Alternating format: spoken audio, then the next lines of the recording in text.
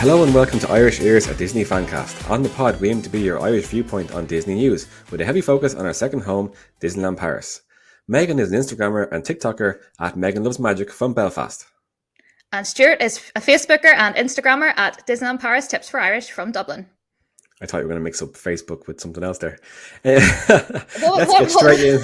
Just getting the face and the book backwards, mix the F and the B. Let's get straight into the news as we record this on Tuesday, the 25th of July. Disneyland Paris Avengers Campus turns 1 on the 20th of July. Yeah, I was there. I was in the vicinity last year. I was tending to my sick family, unfortunately. I booked a week of Davy Crockett's. I thought I was going to be like there as like taking up residence, like going to start paying tax in France. And then the family got sick halfway through. It was actually the 20th of July last year was the one night that our family picked to stay up till 11. You know, we like the summer fireworks are 11. So we kept our 14-month-old up until 11. And we decided that we had to go for illuminations because... You know, if you're going to pick one night, show the kids the fireworks, the Elsa fireworks and all that kind of stuff. That has to be those Celine ones. Dion, yeah.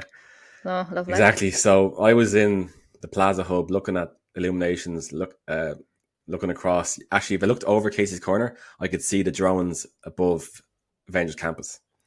That's so sad. But yeah, it's been a great year, I think. It's been a great addition to Disneyland Paris. I love it. I think there's a few things they could do better, but you've been there recently. So what was your first take on the campus?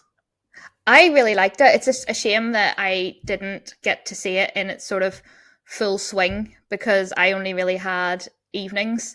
So by the time I was getting over to Avengers Campus, all the characters were away and stuff. So I really just got to experience the rides and the shops. But I really, really liked it. I can't wait to see it all out. I'll definitely be making that a priority next time I go. I was a bit disappointed in the lack of celebration for it turning 1. I don't really feel like they really did anything to celebrate its first year. I think there was a few trading cards handed out, but I didn't see anything, really remarkable to be like, hey, we turned 1 today. Yeah, they released this Disneyland Paris cast member episodic thing on YouTube. Now, for people who this is not their job, it's very well done. I think it's called Vibranium something. I should have researched this before the podcast. But I know what Vibranium is, though. Yes, here we go. I've watched Black Panther. There we go. So it's called Vibranium something, and in about 30 seconds we'll have the full name of the thing. But so Disneyland Paris cast members have put together this 6-part episodic creation, I suppose. It's only about 3 or 4 minutes long per episode, and it's very professionally produced. In the first episode, no spoilers, it's not Secret Invasion on Disney Plus, $200 million blockbuster. But okay, so it's set in Disneyland Paris Avengers Campus, and it's filmed, produced, directed, everything by the cast members. I don't know when they get time to do this, but in it, you see a cast member in Stark Factory. And, it's very kind of whodunit. You see a spider bot on the floor, and there's a noise from behind Peggy Carter's little office. And then the cast member turns around and then it cuts. And that's the first episode. It's just one scene, 1 or 2 scenes. So, yeah, it's cool. That's what they released to kind of celebrate the first birthday. And they had the collectible cards. I suppose we now have Mantis, and we have the whole enhanced kind of Guardians of the Galaxy dance off. But yeah, there wasn't really much else to celebrate it. I suppose they're not going to invite Bob Chapek back to give the face that he had last year. No. But it would have been nice. It would have been nice. They released. Remember the picture they released of Bob Chapek completely his eyes were as if he's on something, or as if he was just picturing his future or something. But in fairness, they went all out for the opening last year. They had Brie Larson.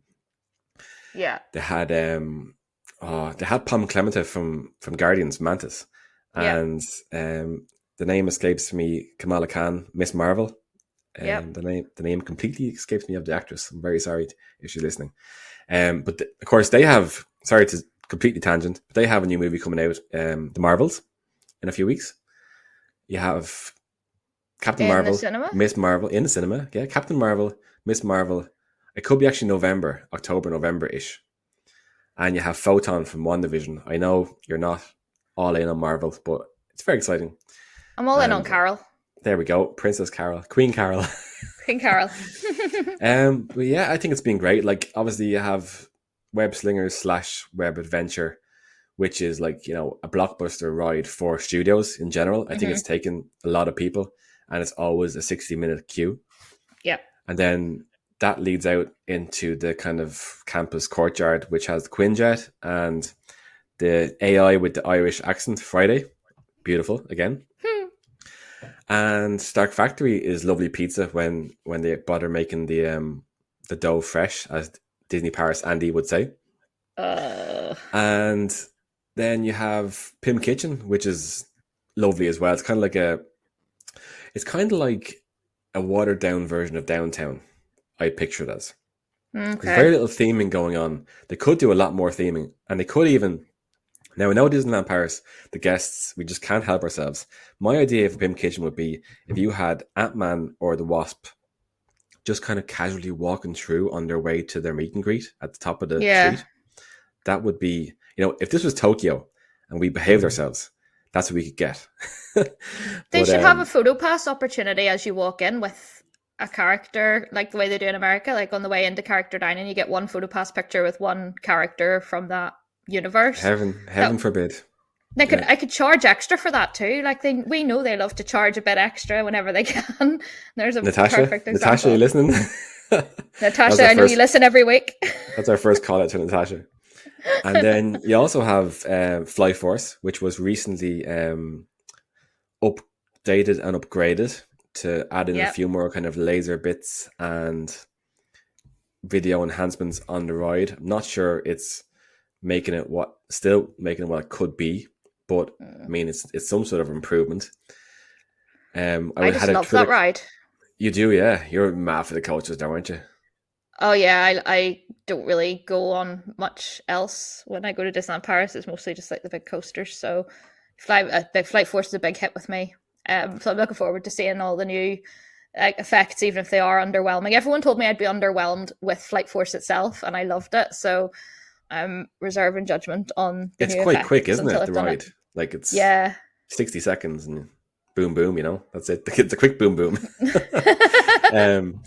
Sorry, the series on YouTube is called Vibranium Crisis, and it's going to be out every Wednesday. So check it out. Yeah, it's a bit of fun. It's a fun thing.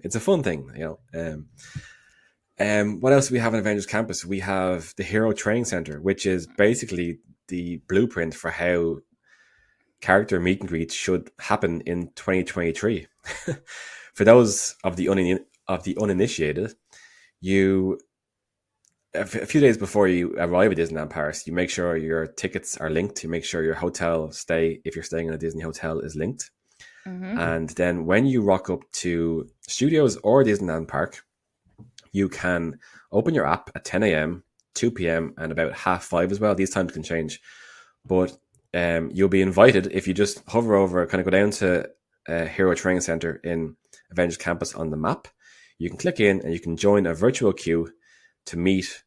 You either pick, like, definitely going to meet Spider-Man, or I think you can definitely meet Captain Marvel, Carol, of course. Or you can pick a random character, and it's fantastic. Like I've met, like, over the year, obviously Spider-Man, obviously Captain Marvel. I've met Thor recently and Shuri, and who else have I met? Like, I keep on getting Carol, so I wouldn't complain about that. No, she's delightful. Carol, she is. Thor was absolute great crack. They have an unbelievable Thor going on at the moment in Disneyland Paris, and he has the accent absolutely nailed, and it's fantastic. Like, I'm full of Thor quotes from the movies and things, so we just had a grand old time just bantering back and forth. I love that. The little snack things, I suppose, could be a little bit better, or could be a bit, I don't know, like everyone's pining for shawarma because that's from the Avengers movies. I had shawarma in the California one. It was lovely. It was actually There nice. you I didn't go. realize Yeah. it had a connection to the movies. I just thought there was like a nice wee shawarma place, but I didn't know. Now I know they're Yeah, connected even more. after the first Avengers movie in 2012, there's like a post credit scene, and they just all hanging out in their suits, whatever, and they go, "Oh, we'll go get shawarma, yeah." So they go to a shawarma shop. I think it's the first thing when Iron Man is kind of knocked out when he comes back to Earth after saving the planet, obviously. He's knocked out, and the Hulk shouts at him, and he says, "We get some shawarma," when he wakes up. So that's all the banter. And But now we yeah, have so like the reference makes sense. there you go. And if like I think they have some crazy noodle dishes going on around the corner in from a truck. They have the Hmm. super diner, which is awfully underwhelming for with Reuben sandwiches. Yeah, bit lazy. Yeah, they also have a hot dog truck across the road from Super Diner. So most people just get the hot dogs and then sit in the outdoor seats for Super Diner. Life um, hack. that's it. They also have this thing. You've seen I know you haven't seen Quantumania probably, but No. in Quantumania, Scott Lang's daughter Cassie is one of the main characters, and in the previous movies, like she's big, but she's a kid in the movie. And now she's like, fast forward, she's probably about like 18, 20, whatever in the latest movie. But in it, she's called Cassie. And in Avengers Campus Paris, they have this lovely little tie-in where they have an ice cream little, I call it a little truck, but it's just a little wheelbarrow kind of. It's an ice cream wheelbarrow, and it's done in the design of like a building. Think of like a 10-story building that's mostly a square, and it's the Pym building from the movies, but it's shrunk down, and they call it Cassie's ice cream because it's like as Right. if she pointed the Pym particles at the building and shrunk it down to be an ice cream truck. I love that stuff. Little Someone's thinking. details. Someone's thinking, and there's so much. Like you've been to the campus in California. There's so much stuff they could do more. But Yeah. that Both is, versions could do more, I think, but definitely think that they could bring the sort of Instagram opportunities from mm, California over to Paris. That would be so much fun. yeah, like the But Doctor sure. Strange Sanctum Sanctorum and stuff like that. And Yeah. did they still have a They had a bit of a Black Panther memorial. Was that Yes, there that when you was were there. there? It was there when Yeah, I was there, but I don't know if it's still there or not. I'll report back because I will understand a lot more of Avengers Campus in California now that I've watched there a we few more go. movies. So I will report back. I think they have a cart as well called Flavors of Wakanda in Ooh. California, and it's all like African stuff. That's Oh, nice. that sounds like a bit of me. I'll try that. Imagine if the lads from Hakuna Matata just got like sent their food over to the That's a Avengers campus. sentence. There That's you a go, sentence in itself. Imagine if the lads from Hakuna Matata. Dot dot Natasha. dot. That's the sentence. Natasha. They've had to roll back recently. Sorry to get on a complete tangent, but they've had to roll back recently on being a bit too adventurous with the menu in Hakuna Matata. They had to put like chicken strips back on the menu Of course they did. for the little Johnnies and Marys. Because there's nowhere else you can get them. No, and I'd say I haven't seen what they look like, but I'd say they're like southern fried or like spiced. So I doubt little Johnnies and Marys are going to eat them anyway. They were spiced before, I think, lightly Yeah, spiced anyway. Like, yeah, for ugh, sure. What can ugh. we do? Don't start me. Don't start me on the chicken nugget debate. We'll be here all night. Something, yeah. Speaking of here all night, Sequoia Lodge is getting or like teasing a little refurb. There's a lot of people who are very mixed about this. The pictures have been leaked, so we'll just kind of describe it. They've taken a corner of one corridor of Sequoia Lodge, and they've kind of modernized the outdoors. Now they have a few rooms done up as well, which we haven't seen into fully. Mm-hmm. But the corridor has been done. It's very modern. It's very kind of, I would say, like I'm kind of gonna be kind here and say like a flooring showroom. Like when you go into you're gonna get like new floors in your apartment or whatever, and a laminate flooring or whatever, and they have these like lights and really dull woods. It's like that. Yeah. But people don't know whether they're gonna go fully National Geographic or are they going Uh, Brother Bear? Because oh, Brother but they, Bear. but they can't do a whole hotel with Brother Bear. I don't know. It's my favorite Disney hotel, so I am quite precious about the Sequoia Lodge.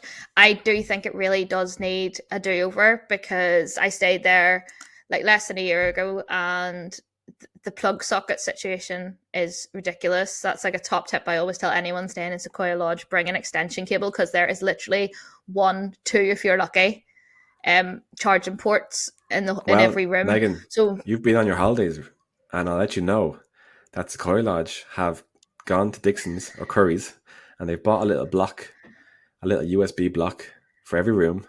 in every room. And it now has like there's a plug, there's a USB A, USB C, whatever, just underneath the TV.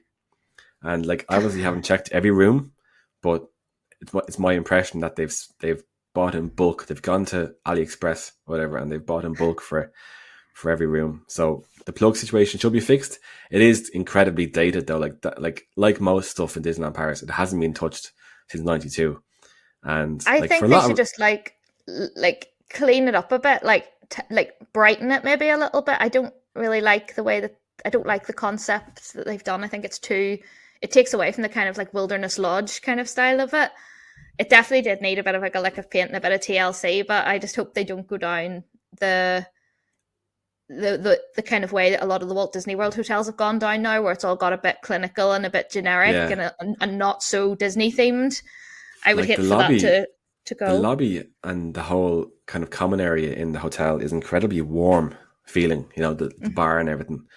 So if they go with this, I mean, the pictures that DLP report put up, they did put a disclaimer saying that the pictures look a bit colder than they would to your eye.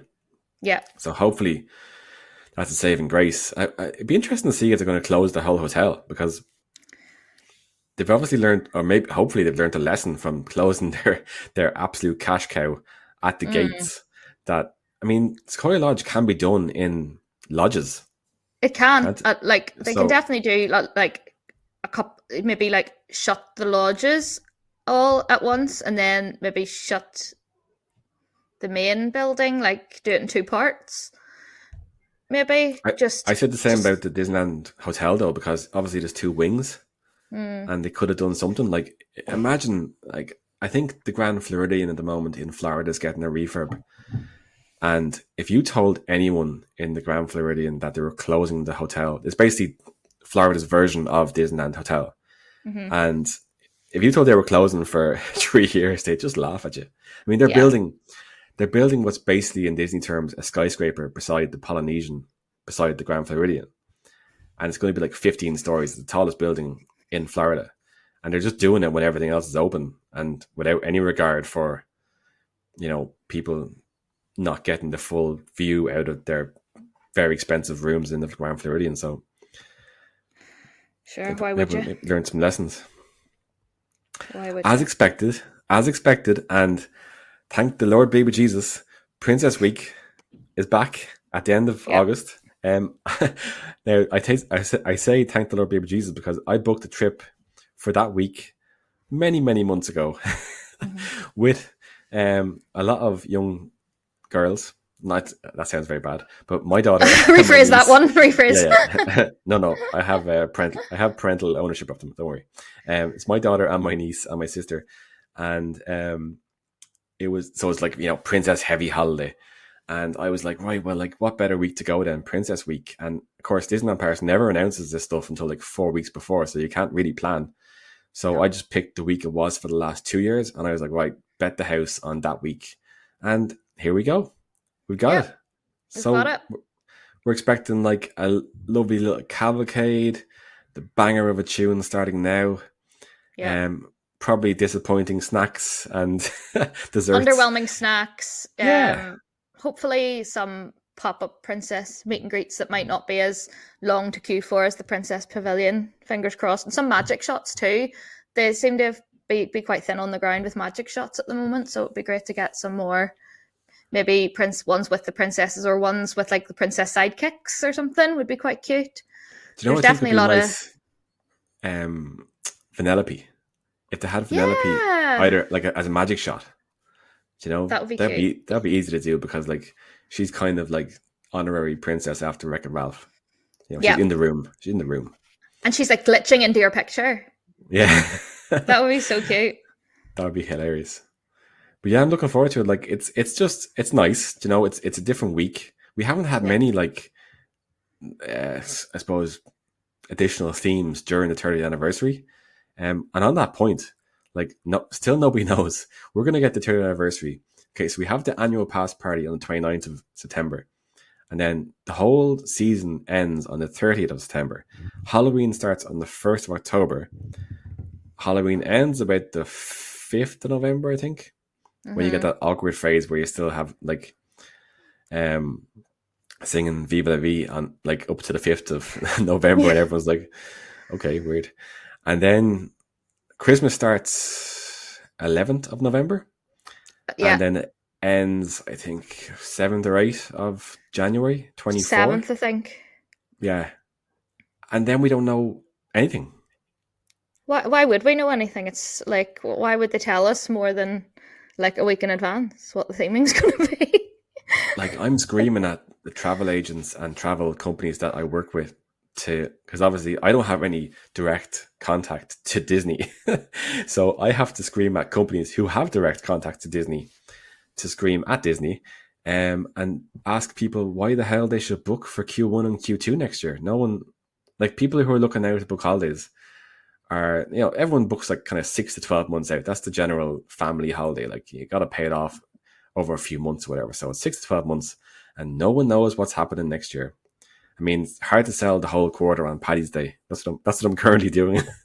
Yeah. Oh, you never know. I don't know. I would rather, I'd rather nothing than the Frozen 2 debacle again, but you never know. They might pull that one out of the bag. Well, they have the float sitting in the back there. I mean, but that float, we should see it for the Princess Parade during Princess Week. Yeah, so definitely. If it's looking well during the Princess Week, I'd say they're going to bring it out again in January. Because they didn't really get to do. In 2020, they had the Frozen season covering, I think, January to March. Yeah. And then from March to May, it was Star Wars. Shutdown. Maybe, well, yeah, it was meant to be March to May with Star Wars, and then I think bridging the two seasons was a bit of a Marvel season as well in the middle. Because I was very excited. I had several trips booked for that first 6 months of 2020, and then Bill Gates got involved, obviously. So yeah, who knows? Let's see. Sure, listen. As long as they keep on drip feeding information to us, we can keep getting podcast episodes out. Exactly. Keep it coming, Natasha. Yeah, don't give us all at one time, because then we'll just saturate the market with information. Exactly. San Francisco in California. Hit me. What's the news? Yeah, that's exciting. That looks to be getting close to completion. It's due to fully be open in the end of August, but they've already kind of started opening little bits of it. They've kept a lot of the restaurants the same as when it was Pacific Wharf, which I'm really happy about, because the restaurants there and Pacific Wharf are just insanely good. I didn't want to see any of them go. So they've started reopening the restaurants, and there's a couple of new Big Hero 6 themed snacks and things coming in that you can go and eat now. And by the end of August, we're going to have Hero and Baymax meeting guests, and I'm so excited about it, because I've never met either of them. So that's the height of it. I think they seem to be kind of gradual opening that land, rather than doing a big opening day.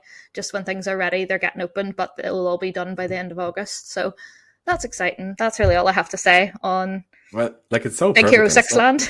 It just makes sense so much that obviously being a California park, that they get San Francisco. Disneyland Paris doesn't do anything for Big Hero 6. We get that creepy looking hero. Remember that creepy looking hero? Yeah, oh my God. The face of nightmares. Yeah, the face of nightmares. And we've got one Baymax statue in the Gardens of Wonder that's probably going to be gone from the 30th of September. So there's really no Big Hero 6 representation in Paris at all. So maybe we should segue into our main topic for this episode, which no one will be surprised to hear. It is the new Disneyland passes at Disneyland Paris that they dropped on me as I was on my way to the airport going to Lanzarote. All this new information about passes. My phone exploded. My phone exploded for a solid week. like, where do you even start with these? Where do you even start? I've had a lot of time to reflect on this. It's And very I think, deep. yeah, big time. I think you have to everyone's coming at this from a different angle. Okay. So you have a lot of people who, if you have had a pass for 10 years, you are being just thrown in the bin, basically. Mm. They don't care about you. And you've gotten used to what was like way too cheap, really. I mean, if you look at this from just a very clear bulk buy of day tickets, they are Yeah. way too cheap. They were way Yeah. too cheap. Like people like are visiting the parks. Like if you're a local, say if I had my current life and I was living close, not even close, but like 20 minutes, 30 minutes on the train in Disneyland Paris, I would be there once, twice a week for sure. Yeah. Just pop it in at night time, whatever. Just like shoot the breeze, whatever. So if you take €100 per ticket, you could easily visit 100 times a year. Yeah. Like, and then on average, I'd say each annual pass holder probably visits. I'm thinking that 80% of pass holders are French. So I would pick a number out of my absolute beep and say 20. Say 20 visits per year. I think that's very reasonable because a lot of people visit a lot more and a lot of people visit a lot less. So if you have 20 and you've got €100 per ticket, that's €2,000 just for your tickets. Yeah. So if you completely devil's advocate here, if you just think of it as a bulk buy of day tickets, it's still a good value. Like I'm going to be buying the gold pass. I don't want to support the kind of what they've done to annual pass holders. But what else do I do? Do I buy like? Otherwise, I'm going to be just buying day tickets and spending €100 per day. Then I think if you're doing it like you're doing it, the way you do your trips, you do them like more frequently, but for less time. So I think it probably does make more sense for you to have one. Whereas for someone like me who tends to go a handful of times a year but does longer trips, yeah, the way I've been kind of doing the maths on it, because things like extra magic time and stuff are important to me, I would soak up the cost and stay on site just to get that. I think it just depends what way you do your trips. Like for me, it's definitely, I was going to get an annual pass. If you've seen my TikToks, I did a nice little rant on there, but I was planning to get an annual pass early next year, and I've decided not to now, just because after doing the maths, I think based on the kind of trips that I do, I am finding that packages are going to be better value for me for what I want out of them. But I totally get it for people who are like local, like yourself. Like I know we talk about our 24/7 Andy. Local like myself. Well, or like no, that you go regularly. Whereas like people yeah. like Andy, I totally see where this has been like, this is not ideal, and I think that the blow could have been softened by Disneyland Paris had they took away the 3-day limit. I think that's the one thing that everyone really wanted gone, and they've kept it and got rid of everything else. Yeah, like again, devil's advocate here, the 3-day limit. So they've now, all your passes are now mixed in with the full capacity of the park. So you're never going to have a situation where the park is not sold out, but annual pass reservations are. So that's a big thing, because just having an annual pass for the last few years, since COVID, like, you know, that's been the big thing, is the park has not been full. And you've been stressing out, like literally I was refreshing some days, like the morning of walking into the park. It's like 9:30, 10, and suddenly, you know, a reservation pops up and you can gain entrance then. Like otherwise you're standing at the front of the park and it's not full and you're not allowed in. So that's just for people listening. That's only for the new passes, by the way. If you have like an Affinity or a Magic Plus or a Discovery or a Magic Flex, and you're waiting until your pass expires, like up until June 24, really. Yeah. You are on the old capacity plan where, I don't know, they just pick a number again out of their beep and they just say, right, no more than 1,000 annual pass holders in today. And that's it. Once that is full, even if the park is not full, you're not allowed in. So they're trying to get people. to It upgrade, is or like, well, good. upgrade. It is Bunny good that ears. they've mixed everybody in together now, but also at the same time, it's still a risk then for people who are going over for longer than 3 days trips. Like the risk is still there potentially if you go at a busy time that you might Oh, not get your particularly fourth busy day. times. Yeah, like Yeah, Easter. Easter. Let's just out of my head here. Easter, Bastille Day, a few days in May because they have some French holidays in May as well. Christmas, Halloween. Christmas and Halloween. Those are really the times where you have to save up your days to get a holiday booked in there. Yeah. But then again, like pass holders always have the option of staying on site, room only during those times, and getting in for sure. Do you know? Which are strangely, the room only situation is a bit confusing at the moment as well for that. Well, they've taken it No, away, discounts, the but discounts are gone. you can still buy them on Uh, Expedia or whatever, like ticket only, or no tickets. yeah, but yeah, that's it. But that's what you're kind of like restricted to that now. Like you can't, even though you don't get a discount anymore, they're making it very hard now for you to ring up Disneyland Paris and actually book room only. Oh, for sure. Like let's just call a spade here, right? Disneyland Paris don't want annual pass holders. They just don't they want just them. don't want. And No. and the fact that they've wheeled out this new system, is just like kind of placating Yeah. the masses, really, the what they call the ultra fans or whatever. But in fairness, they've pissed off the older fans because a lot of people, well, judging by DLP Report's poll, it was like 85% of people will not renew or will not upgrade to the new pass. Now, obviously, everyone hates Ryanair, but everyone flies Ryanair. So it could be that situation. So we'll just have to see. I mean, there's no queue. It's hard to tell because there's a lot of reporting about the queues for the annual pass desks in Disneyland Paris, and there's no queue. There's no one there ever all day. But that's the whole point, that you can renew or you can buy these passes online completely. Yeah. They're full digital passes. So, I mean, that is kind of my take on annual passes, that if you're looking, it's a bad deal if you got used to the unbelievable value of the old passes. Like my old pass Infinity, right, was $424 because I had the renewal discount. Mm-hmm. And for that, like I've in day passes, privilege tickets, stroller rentals, luggage rentals, the Infinity area, the Infinity area for the parade as well as the fireworks. Like you would have to be charging me like €1,500 to say to me like that's bad value, and it's crap because that's way too much money for a lot of people.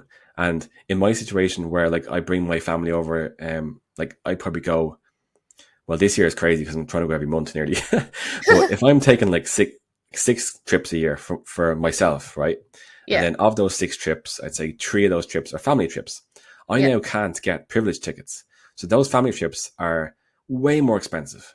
Yeah. Like way more, like you're reaching into my pocket here and taking out at least €200 per person for like a 3-day pass. Yeah. So, yeah. And I think that's the stinger. The stroller rental too. The stroller rental is literally reaching into my pocket and taking €25 per day. So I think that's it. I don't even think that the issue is the price overall. Now that I've had time, I'll take your words. I had time to reflect on it. I don't think that the pricing is everyone's main problem. I think the gripe is the price, the fact that the price has gone up, but all of those benefits that they're used to have been totally taken away. So they're charging more and giving you so much less. And I read as well about wheelchairs. The wheelchair entry's gone as wheelchair hire. Oh, you gotta pay, yeah. Yeah, it's gone too. I think that's terrible for like pass holders with disabilities who rely on that. Yeah, and there's a great Facebook group, Disabled at Disneyland Paris. They have obviously been campaigning, like it's probably not going to change at this stage now, but I mean, something that they could easily change because it's just a line on the website. But a lot of people who rely on powered wheelchairs and things like that, or like rely on walking aids during the day, they love to have I don't say love to have, they rely on the option of picking up a wheelchair at no cost, because they shouldn't be penalized for their disability. Correct. If they get halfway through the day and they get tired, or if their powered chair runs out of battery, etc., they have to now pay. So, I mean, a little heart would go a long way here. They could easily say priority pass holders, anyone with a priority pass or an easy access pass, gets free wheelchairs. Completely agree. Come on, And I think as well, some of the other perks that have gone away. The biggest one for me was extra magic time, but I'm going to park that for a minute. But ones like the annual pass entrance, things, something that's so doesn't even cost them anything, because it's I guarantee you that annual pass entrance that they have taken away is just going to be used for general admittance now. So it's not like they're saving on cast member costs by not having someone manning that. They're going to make it general admittance. So it's literally just a really, I don't want to swear on here, it's a really crappy move on their part. Yeah, we can use PG-13. Just to upset pass holders. That's the way it seems anyway. I just don't think there was any need to remove that benefit. And I can understand if they're losing money due to excessive annual pass holder benefits, but that is literally costing them nothing. It's not going to save them any money by taking it away. It's just being mean, I think.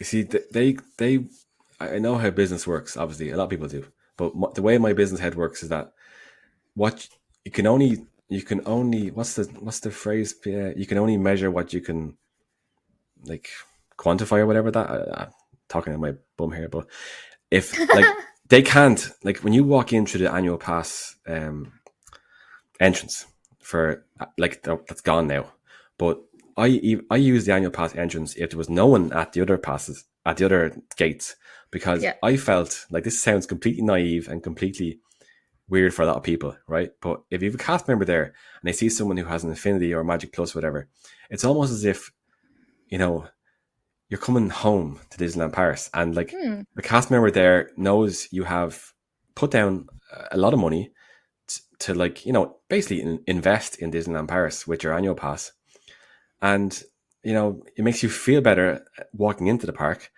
Probably makes you spend a little bit better. Definitely makes you tell your friends that the place is a friendlier place, and you go tells all your friends to go and spend money there.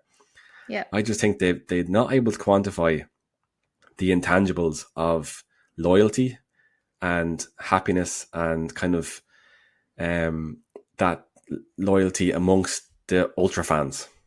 A lot of ultra fans have an Instagram or whatever, have a TikTok, and they sell Disneyland Paris to thousands of people for free as well. Yes. For free. They're not people who make the videos and stuff. We're not, myself included, not being paid by Disneyland Paris.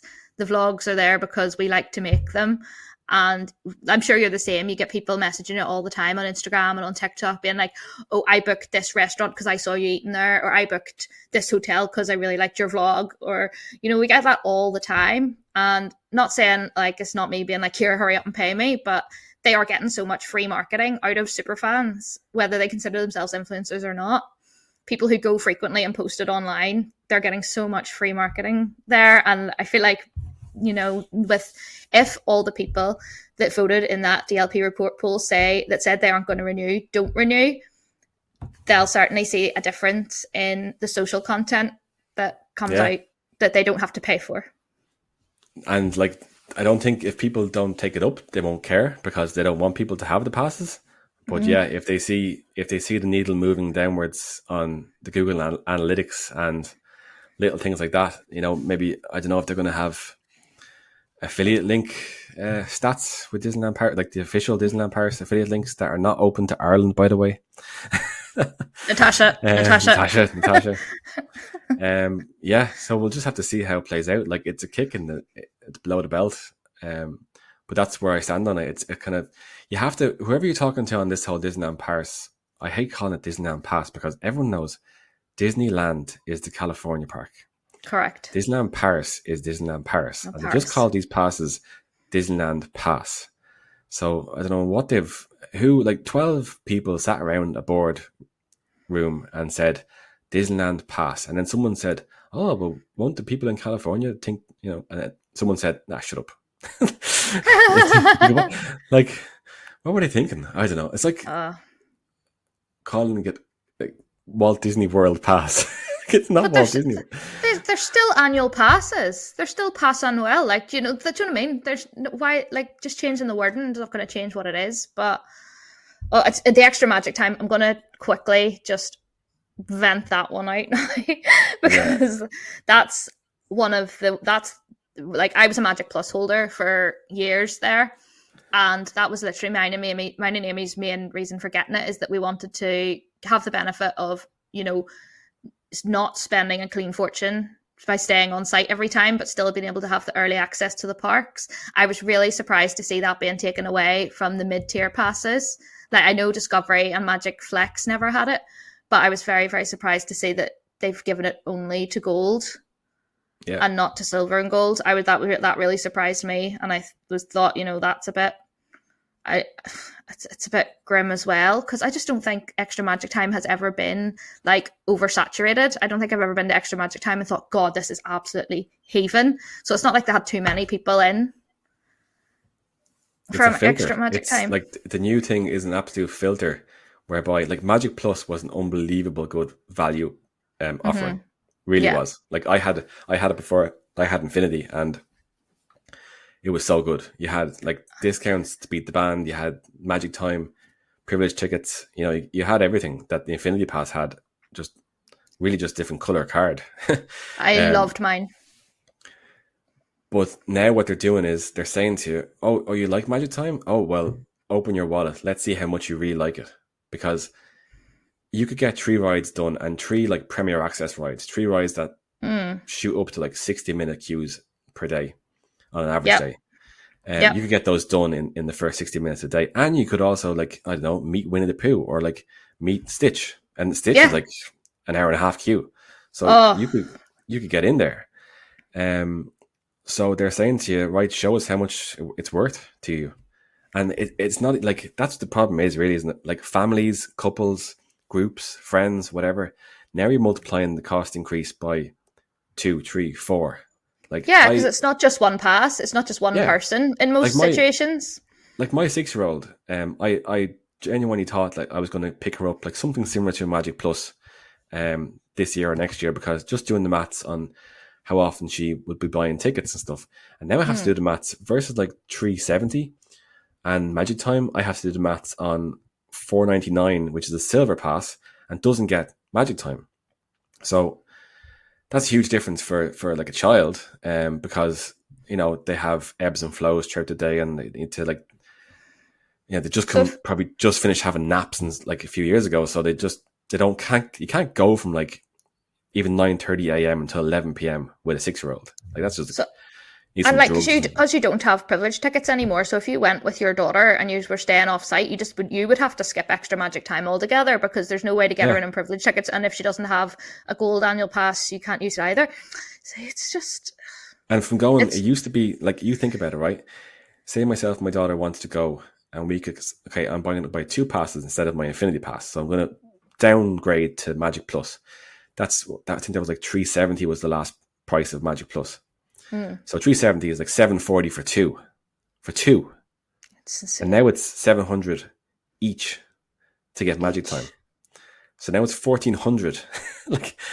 like I know what they're doing. It's a business. It's not a charity. It just feels like a massive grab at the moment. But like, if I have to think logically like an accountant, and I have to say, okay, is my daughter going to visit more than 7 days next year at £100 per day? It might be worth the 700, and that's why Disneyland Paris know they have you. Yeah, they know they want to get that XY axis on a graph where supply and demand gets a bit closer, because the previous offering was just way too good. So in my heart is saying, screw you guys, I'm going home. But my head is saying that this makes financial sense for Disneyland Paris, and still might make a lot of financial sense for a lot of guests. And yeah, I mean, would Disneyland Paris genuinely, if they knew there wasn't going to be like riots at the front door, would they double the price of park tickets and have obviously not double revenue because they wouldn't have as many people, but would they love to have half as many guests, half the queue times, You know, Yeah. if you have people who are willing to pay double the price, are those people the same people who are going to pay more for merchandise, hotel rooms, are going to open their pockets? You know, is there a correlation between people who can pay more for tickets and don't bring sandwiches into the parks? Like, this is all cold hard facts of a company that hasn't declared much profits in the last 30 years, but has sent plenty of money back to California. I was just about to say that it's all gone to Burbank, so they're not as poor as they're saying they are. But I guess it all just kind of comes back around to, I think everyone was expecting a price increase. Like, I don't think anybody was like kind of naive enough to say that these new passes weren't going to be more expensive. I just don't think that anyone expected the perks, the benefits to be hit anywhere near as hard as they have been. I feel like from my Instagram and stuff, like I feel like that's kind of the consensus. Like everyone was kind of had accepted a price increase, and I'd actually have expected to see a pass that was over €1,000.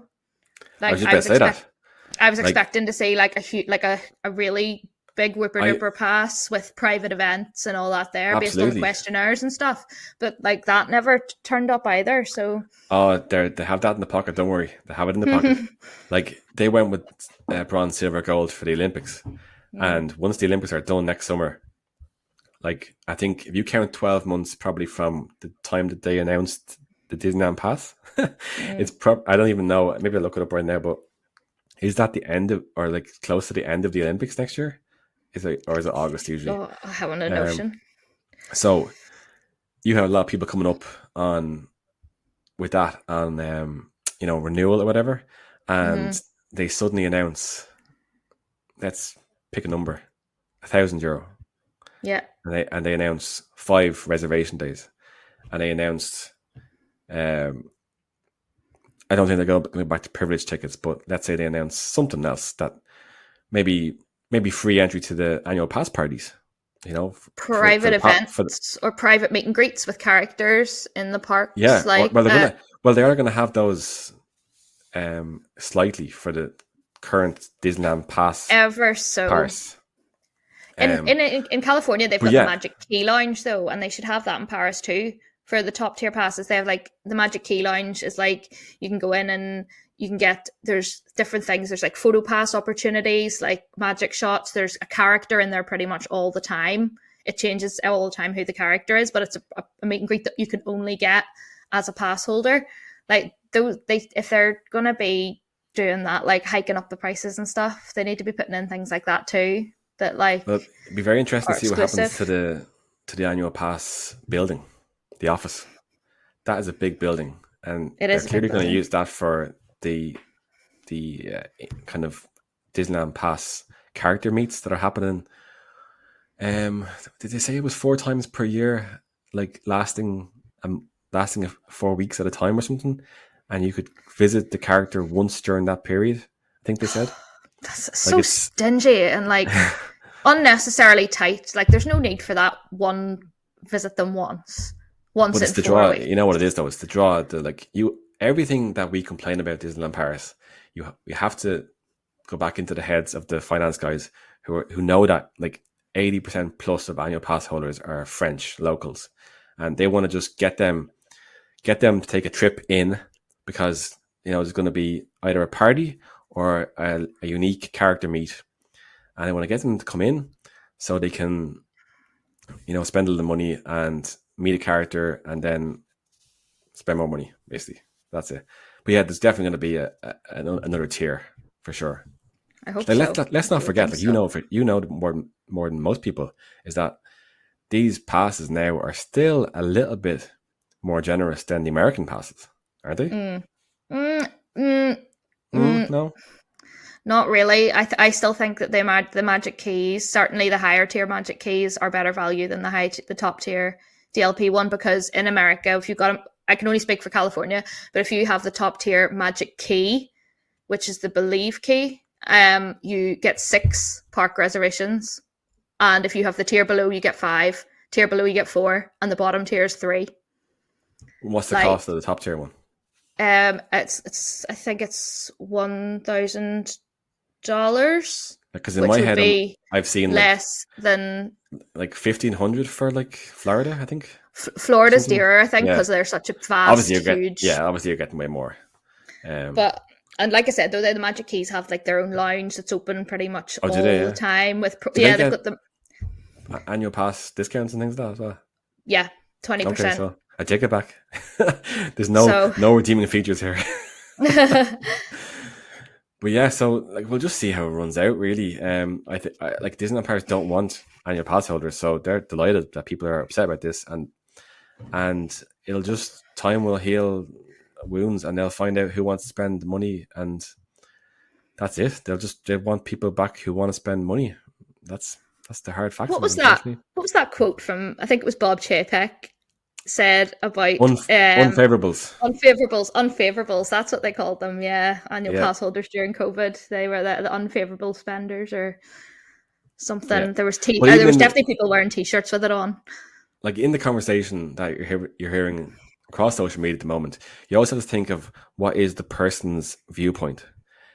If you are, there's an awful lot of people, I know Irish people, who will have just stretched a little bit for annual pass, and they're not massively wealthy. Usually they're in their 20s, whatever, and early 20s. I know what it's like. You pretty much no money, and you love Disneyland Paris, and you've stretched to get your annual pass, and you stretched to find cheap flights, and you stretch to have an annual pass that's flexible enough that you can use cheap flights when you find them. And those people are wiped out. I'm not naming names here, but I can think of a lot of Instagram accounts in Ireland of lovely people who are completely wiped out by this, who will not be able to go. Will instead of going maybe twice a year with their annual pass, will be probably going once every 2 years now, staying on site or something. Yeah. And there's nothing even if I could, because I took away the friends passes, the privilege tickets, I can't even help anybody, if I'm going over at the same time or whatever, and I know that someone who's a huge Disneyland Paris fan and they're going to be there on the same day I am, I would happily buy them a privilege ticket. Because they're my friends, and now I can't. So anyway, listen, we could be here all night giving out about this. Yeah, it's terrible. It's that sums up for me really. We've had it really good. It's now not very good, and Disneyland Paris just want to make money. And it's sad for the friendships. End of podcast. It's sad for the friendships too. Just as a last point, when you go to the parks, and people like us, we would arrange park trips when we know other friends from all over Europe that we've met through Instagram are all going to be there, so we can all meet up and do things together. And I feel like it's going to lose a bit of that now with so many people not renewing.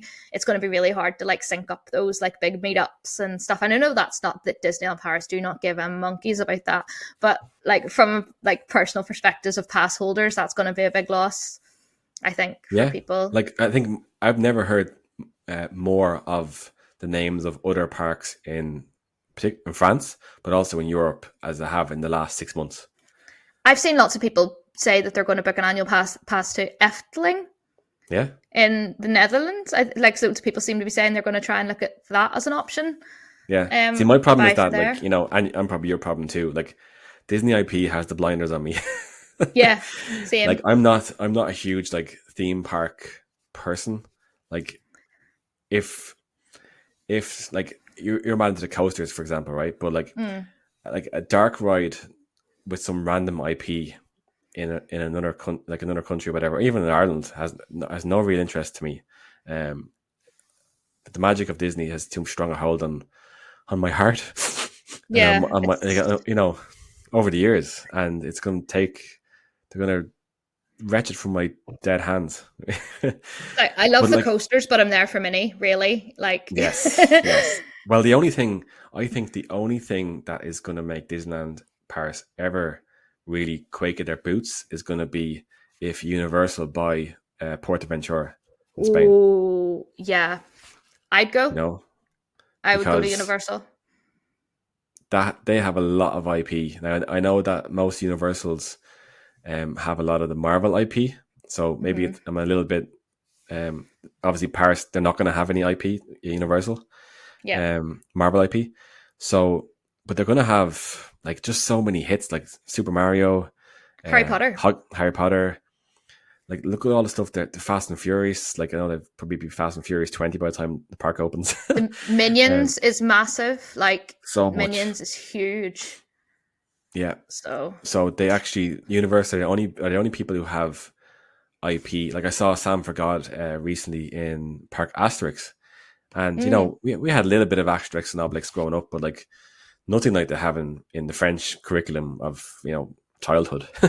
And that doesn't connect with me. Like, the coasters looked amazing, and Sam, Jesus, did a great job showing you how amazing the park was and how good the theming was if you're into that sort of thing. But it's not my bag at all, really. So Universal could do something for me. Like, I've obviously been to the one in Florida. Yeah. And they've increased the IP recently, and they're opening up an Epic Universe in Florida, which is going to be like bigger than the other two parks combined nearly. Yeah. So they're the only people who can rival Disney, really. I definitely recommend though. I went to the one in Hollywood there last year. Like, obviously a lot smaller than the one in Orlando, but I still thought it was absolutely fantastic. Like, the rides were so well done. The theming was fantastic. It really was like on par, you know, it or the closest you could get to being as good as Disney. So now, a little asterisk for Universal is that it is owned by Comcast, and Comcast are like bigger than Disney. Comcast is like a massive company. So if Disney sold to Apple, Apple are not a generous company, but if Disney sold to Apple, well, it's out there already in a lot of what do we call on Twitter these days? X? Like, X. What's the Twitter sphere? X sphere? I don't think Elon even knows what's going on at the moment. Oh no. But I like the Twitter sphere. Let's call it Twitter sphere, because that's what it was up to like an hour ago. Who knows what's going to happen in the next hour? So, like, Apple are a good fit. We've said it before on this podcast. Apple are a good fit for Disney, and they might. I've seen a lot of people arguing that Disney don't want to get into theme parks, but like, Comcast had no intention of getting into theme parks, and Apple loves magic. They call themselves like, I've watched an awful lot of keynotes over the years on iPhones and things. They call it like the human arts, where the human arts cross sections with technology and all this stuff, all this BS, you know, like, they love themselves. But you could so see it working with Disney. Like, and like we said, Apple are first in, or Disney are first in on the new Apple like $3,500 headset. Yeah. And Bob is sticking around for another 3 to 4 years, and might just stick around to get it sold. Square retirement there, Bob. Yeah. He's retiring for the last 15 years. Fair play to him. Fair play. Anyway, I think we should shimmy on. On that bombshell, we'll wrap up the annual pass thing. Like, it's going to play out. Let's see how it goes. Yeah. Keep up to date at Megan Loves Magic, at Disneyland Paris Tips for Irish, and we'll keep you up to date on any changes to the situation, because there has been changes since the first announcement was made, just with like little tweaks and things like that. So who knows? Maybe there'll be absolute mutiny at the gates. And in their defense, it was a positive tweak that they did make. So hopefully things will progress and they'll change things as they need to. Fingers crossed. And now on to what can only be described as a positive story. I had the absolute pleasure of being invited to pay money to visit Disneyland Paris for Bastille Day. And I always love that people like say, "Oh, such and such had me." Like, I've never been invited to anything in my life. So like, when Penny's opened in Dundrum here, I had the pleasure of inviting myself to the new Penny's in Dundrum. But so I went over to Disneyland Paris on Bastille Day, and like, obviously I saw the stuff from last year, and I had a massive amount of hype for it. And I met up with Edith, who's at Egypt Gherkin, Egypt Gherkin on TikTok and Instagram, etc. Lovely, and she's great for her content. So we hung out for a few hours, and then I watched the fireworks with at Disney Paris Andy and her better half. And like, all the time, like, I was hyping him up as well for the fireworks and like showing him the kind of promotional material that had been released, and he was like, "No, they can't do that. Like that's it's never going to match that." And they blew it out of the water. Like I saw Ben Spalding over at the producers kind of tent, the production tent, or the not tent, the little house in front of Kate's corner there. He was wearing this amazing shirt. Shout out to Ben's shirts recently, like rocking the Hawaiian shirts recently. Big up Ben's shirts. Oh man, big time. And I went over and I was like saying to him, "Oh, what can we expect? You know, basically, is it going to just be like last year with a few drones?" And he gave me a few lines, and he said, "Look at my arms," as he was explaining it. And I was like, "What the hell?" And his arms were goosebumps. Ooh. Because he was explaining what was going to happen. And that's what it was. That's what it was. Like from the opening moment where you had Lumiere, you know, I think we see a lot of Lumiere in Dreams and etc. So it was a bit like, okay, here's Lumiere again, but like, he was completely 3D in drones. And I don't have a script in front of me here to remember what exactly went on during the whole thing. But what stood out to me was the Notre Dame cathedral being like constructed as some sort of like 3D matrix. Like the hall of Notre Dame cathedral was encapsulating the Disneyland Paris castle. And I was just like, I put my phone, like I didn't know if my phone was recording this at the time, because I was just looking at it going, what the hell is this? Like I thought it was just going to keep growing and getting more detailed. They had like nearly 1,500 drones on the night. And then they had a landscape like side to side from the square trees all the way over to the other square trees or like the tower gate, the pink towers. They had like, you know, a representation of the Eiffel Tower, Moulin Rouge. I mean, mine's going blank here, but like 5 or 6 French landmarks. And it was just like, wow. It was just like all imagination is the only limitation with these guys. Yeah, for me. It looked super impressive. Really, really impressive. And then they just lit off every single firework they had in storage for the finale. And it was like as if they replicated the sun in the sky. It was like I've just seen Oppenheimer there yesterday, so like I'm all on like big bangs. But like this was massive. It was the biggest fireworks. Like it wasn't even boom boom. Like they had the boom as well. Would it be fair to say it was boom boom boom boom, Venga Boy style? It was boom, boom, boom, boom. It was wall to wall, boom, boom. Like fabulous. It was just boom on the roof, boom on the ceiling. That's what it was.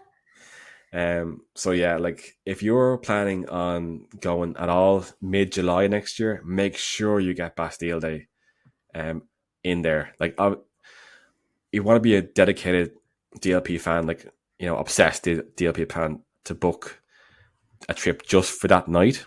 But if you're thinking about July, you know, kids on holidays, etc., it's very busy, super busy. Just let's be real. See my pictures on Instagram. It was wedged from like about 9 p.m. and the show was obviously D-Light starts at 10:45ish. Yeah, but we had like D-Light, then Dreams, then the Bastille Day fireworks. It was an hour of like pretty much like the best nighttime entertainment in any Disney park. Unreal. And it was like, what the hell is this? Like, it was just brilliant. And that is the dichotomy of Disneyland Paris, that we've spent like 30 minutes going on about how they're screwing us on the park, on the annual passes. And then this news broke before Bastille Day. And then they go and pulled out of the bag. And then you just see the disconnect between the magic makers and the numbers, the pen pushers who are making decisions that people hate. And then you have the magic makers who are coming out and like, you know, Ben Spalding's team, the drone team, Drone Assist, that company, the French company, the fireworks guys, the D-Light guys, you know, like, my God, I was blown away. And I was like walking away. My jaw dropped when all the fireworks went off at the end. I was like, what is that? What just happened? It looked amazing. 5 stars. Amazing. 12 and then I got 5 out of 10. 10 out of 5. I got to see the new Pixar show. I got to see it twice, actually. Everyone who follows me on Instagram will know I had a very dramatic journey over to Paris. God love me. So my flight over, oh man, I had a business class flight over because it was the same price as the like budget fare. Oh, I had a yeah. business class flight over to Paris. That was sweet. And then, but unfortunately, my business class flight was delayed by 2 hours. Oh. So I cancelled my transfer that I had arranged and said, right, I'm going to land. I'm going to get the TGV because it's going to be like 10-minute trip. I'm going to make my show. And then passport control in Charles de Gaulle conspired to screw me again. Mm-hmm. And I didn't make the TGV. So I had to get a Bolt or an Uber. You know, Bolt is like sometimes slightly cheaper because it has like promotional like discounts. Yeah. And my driver did not know the way to Disneyland Paris, like the biggest tourist attraction in Europe. Wonderful. And so he just put Disneyland Paris in on his Bolt app, like his navigation thing. And it took us around the back of Disneyland Paris. And I was just like, you're not helping me make it on time, mate. I showed him, he was driving, like, and I was like, no, I want to go in through Five Guys / Vapiano. Like, and even like the name of the road, I had it even spelled out to him. And he's like, always the way when you're in a rush. Oh man, I was like, he's like, just trust the navigation, and then when this trip ends, you can show me exactly where you want to go. He brought me, like, I was just seeing the back of Space Mountain, I was seeing the back of Hotel New York, and then we pulled into like the bus depot at the train station, and I was just like, just stop the car and let me get out. And so he paid obviously through credit card or whatever. Like, it wasn't that much, €50 for the trip. It was actually quite a cheap trip. But I then started running. And then I looked at my watch and the show was like 10 to 4. It was like this is like a preview show. And I know everyone's on the edge of their seat listening to this story now. I'm sweating thinking about it. Oh, stop the lights. So it was like 15:48. And I was like, right, 2 minutes to run all the way down to the Studio One theater. And I was like, I'm not going to make this. And then I got a DM off a lovely follower of mine called Angela. And she was like, the show is delayed 10 minutes. You can make it. Oh. So I got on that horse and I ran.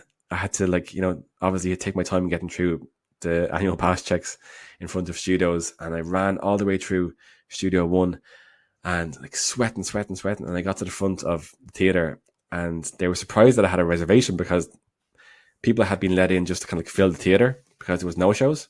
Yeah. People had been let in with no reservation. So they were like, oh, you got a reservation? I was like, yeah, I do. And then I got a great seat. It's really important for the Together show, by the way, that you get a central seat. I know this makes no sense because it's a big theater, but the side seats, like, I would nearly try and go to the next show. It's kind of weird. I'll explain a bit later. So I got a lovely seat. Because, you know, if you're traveling solo, you can take up one chair. And the show itself, I saw it the next day as well with less of a rush. I saw the first like official show on the 15th of July as well. But the show itself is fantastic. Like, I didn't know what I was expecting. I was expecting mostly a screen show, but I was expecting like characters on the screen. But every character is physically there in front of you. I love like, that. I don't want to spoil too much here. There's very little to spoil really because the plot isn't really the point, isn't really like impressive. Basically, this little kid called Charlie loses some music pages and the Pixar friends spend the next 20 minutes going through different lands and different scenes and scenarios to get all the pages back. So it's Mickey and the Magician, but Pixar. Yeah, kind of. But it's hugely high tech. So in the theater, like I said months ago, it's a world-class theater. So you have wall-to-wall screens and they use these screens like I've never seen screens used before. So they're interactive with the characters. Like, the characters walk on the stage in a kind of and the characters all turn, and then the screens, like what's on the screen then turns, if you get me. So it's like 3D. Mm-hmm. And they use different screens moving in and out, like different height screens, kind of like some sort of Super Mario Brothers setup, whereby like a character will be down on the ground, and then the screen moves out in front of the character. The screen goes back, and the screen is like a TV screen. The screen goes back, and the character is suddenly up higher, and it's the same character. And, you know, I'm trying not to give too much away here, but what they've done is incredible, and what they've done is very imaginative. But because it's hugely high tech, the show goes down a lot. Like I was going to ask. My first viewing on the preview day, we had 2 stoppages in the same scene, and like obviously you're rooting for the cast members and you're rooting for the performers, and when they come back out again, everyone's clapping and like supporting them, whatever. On the second day, I had another stoppage. It was actually during the same scene, and I don't know. I got a different vibe because it was a different crowd. Maybe it was like, you know, like fully public as opposed to just annual pass preview. I got the impression that, you know, people were a bit less agreeable to like stoppages and that sort of thing. So I heard then recently, like about 3 days ago, Pixar alien Rob was over there, and he had a show completely cancelled. Yeah, and they gave out Premier Access passes as a kind of a goodwill gesture. But yeah, it's massively tech heavy. They already have a planned stoppage in November, so it's not going to be, I think, from like the middle of November. Check the Disneyland Paris app, but the middle of November up until I think it's through Christmas maybe. The show is not on, and I can see they're going to make some tweaks to make it more reliable, because that's just not a good like guest experience when shows either stop or have to be cancelled, particularly when, like, obviously you've got loads of kids there, so they just don't get the high tech nature of the show. And adults too. I think there's if you're not a regular guest at Disneyland Paris and this is like your one time to go, your one time to see this show and it goes down, I think that there is like a real quality expectation on Disney. And it's not the fault of any of the cast members involved in the show, but people do expect the best of the best. So when things do go wrong, people are, I feel like, a bit maybe less forgiving at a Disney park than they would be anywhere else to a technical issue. It's like, oh, this should be ironed out now. Like, whether that's right or wrong, that's the way people think. Yeah, it's brand new. Like, it's a brand new show, so I guess people should know it's a brand new show because they've obviously been hyped up to go see it. Yeah. But yeah, it's kind of like, I'm trying not to spoil things now, right? Have you been to Dream Factory? Yeah. Oh yes, I love it. So think of some things that happen in Dream Factory. Mm-hmm. Think of some things that happen in Mickey the Magician, and then bring it all the way forward to 2023 with screens and things. Fabulous. Also, can I just say, no spoilers here, but we all know that Miguel from Coco was in it. Yeah. And he's just like a superstar. His section of Dream and Shine Brighter is like everything, and his section of Together is everything as well. They just They just nail it. They absolutely nail it. I feel like Coco's been so underused until recently. I feel like that people, like the parks as well, are suddenly realizing years later, oh, we've got a really, really good film here. Like, absolutely. And they're finally starting to use it. Yeah, well, like, even you think about Spanish guests in Disneyland Paris, it's the third biggest guest cohort behind French and Brits. So if they just a bit more, like, obviously we're getting Casa de Coco, the restaurant, which is like, you know, full of hype as well. That's hopefully going to be opening by the end of August. Fingers crossed. I've seen a few pictures, yeah. So yeah, like totally, it's a must see Together. Like, the song is incredible.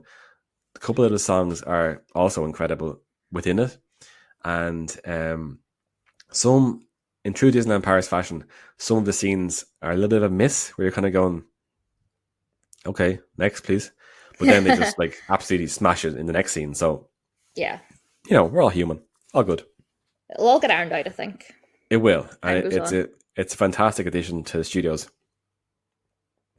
Love it. 5 out of 5 for me. 5 out of 5 with an asterisk that nothing is perfect. Like, if you're gonna go to Disneyland Paris, and you know, I don't rate the Frozen show, really. No, me neither. No, I don't like it. But then a lot of people love it. A lot of people love it. Like, my 6-year-old daughter is not mad into Frozen because she's much older now. You know, she's the ripe old age of 6. She's too cool for Frozen now. Oh, it's way too cool. Yeah. So she won't watch the movies really at all.